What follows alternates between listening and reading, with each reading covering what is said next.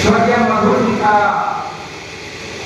नाम से मधु स्मृति भवन का उद्घाटन समारोह अपने महामानव बाबा साहब के चरणों में कोटि कोटि नमन करते हुए, बार बार प्रणाम करते हुए, अपने गरीबों के आन मान शान स्वर्गीय मधु जी के चरणों में भी कोटि कोटि नमन करते हुए अपनी बात का शुरुआत करना चाहेंगे, बार बार प्रणाम करना चाहेंगे कि जो आपने जो छोड़ के गए हैं, आज हम लोग के बीच नहीं है, उस कमी को हम लोग कभी पूरा नहीं कर पाएंगे।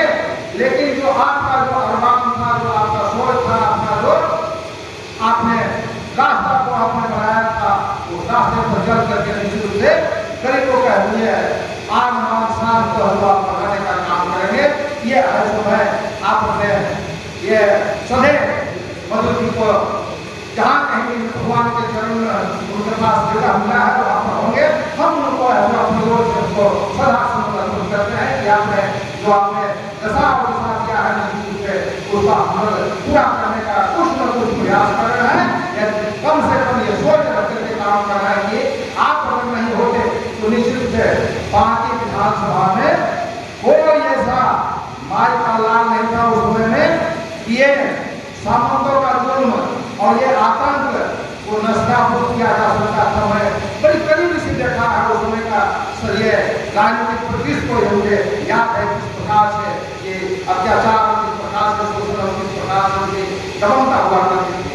इसलिए आपने जो रास्ता को बनाया है, इस रास्ता को आपने ये क्या ये सुलभ बनाने का काम किया है गरीब लोगों को आगे चलने के लिए।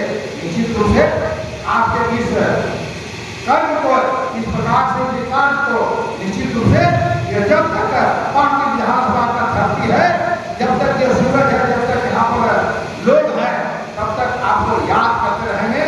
और डॉक्टर मेहता भी आपको उसी के पद पर निश्चित पर चल करके आपके आन मान शान को बढ़ाने का काम कर रहा है। यही मेरा इसीलिए आज करने का काम किया।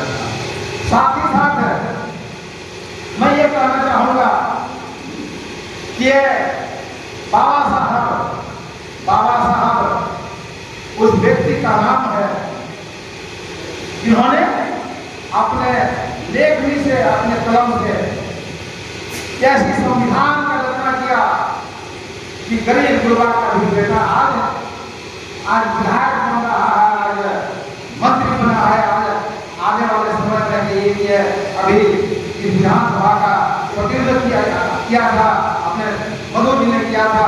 और यही कारण है कि अपने नरेंद्र मोदी जी आज प्रधानमंत्री है। और नहीं तो जिस प्रकार से ये महाराजाओं का राज हुआ करता, जमींदारों का राज हुआ करता था, मोदी जी जैसा व्यक्ति, अमित शाह जैसा व्यक्ति कभी प्रधानमंत्री नहीं बनते। इसलिए अगर गरीब गुरबा का गरीब वर्ग का बेटा अगर प्रधानमंत्री बनता है, मंत्री बनता है, एमएलए बनता है, तो उसका श्रेय जाता है निश्चित से बाबा साहब को ऐसी व्यवस्था, लोकतांत्रिक व्यवस्था देने का काम किया।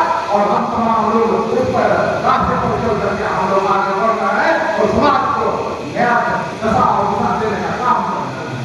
इसलिए हम अपने बाबा साहब को, हम तमाम पार्टी विधानसभा के करीब 4 लाख ये जन की ओर से इनको जो करोड़ों बार नमन करेंगे, बार बार प्रणाम करना चाहेंगे।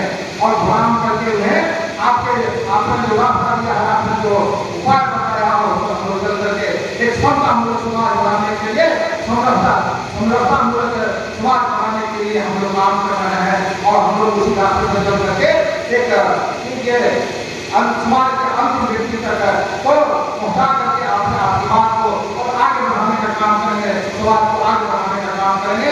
इन रास्ते पर चलने का काम हम कर रहे हैं। इसलिए हम आज बार बार हमारे ये सदैव अपने बाबा साहब को प्रणाम करने के बाद हम आगे बात करना चाहेंगे।